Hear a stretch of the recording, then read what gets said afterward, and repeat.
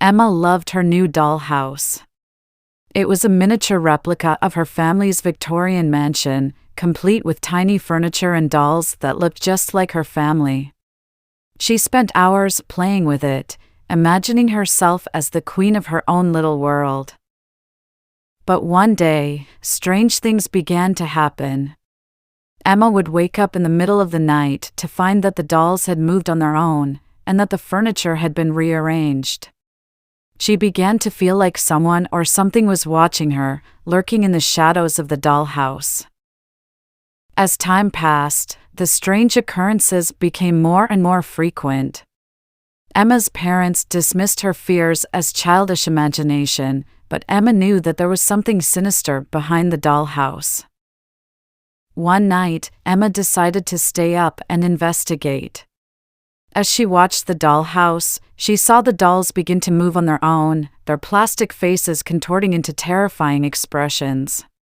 The furniture began to shake, and Emma realized that the dollhouse was no longer just a toy, it was a portal to a world of terror and chaos. Desperate to escape, Emma tried to destroy the dollhouse, but it was too powerful. She was trapped inside, the dolls closing in on her with their cold, dead eyes. Days turned into weeks, and weeks turned into months, but Emma never emerged from the dollhouse. Her parents searched for her, but they never found a trace of their daughter. All that remained was the miniature Victorian mansion, untouched by time, a gateway to a world of darkness and horror.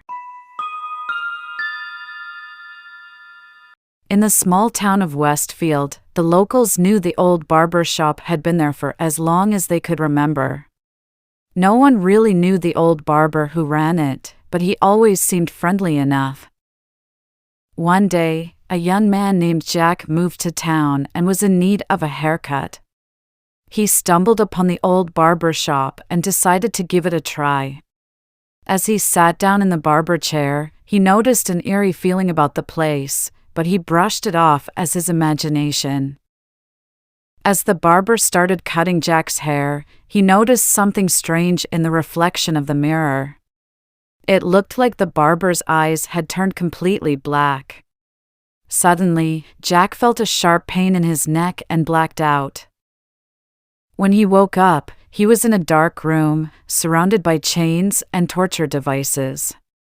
He looked around and realized that he was not alone. The old barber was standing in front of him, holding a straight razor and a sinister grin on his face. "You see, Jack," the barber said, "I have a gift for cutting hair. But it's not just any hair.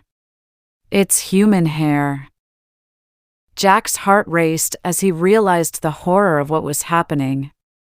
The barber continued, "I've been doing this for years.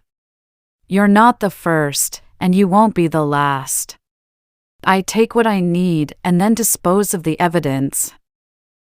As the barber approached with the razor, Jack knew he had to think fast if he wanted to survive. He grabbed a nearby pair of scissors and fought back, managing to break free from the chains and escape. But the barber was not one to let his victims get away so easily. Jack ran through the dark streets of the town, trying to outrun the demon barber. Finally, he found himself cornered in an alleyway.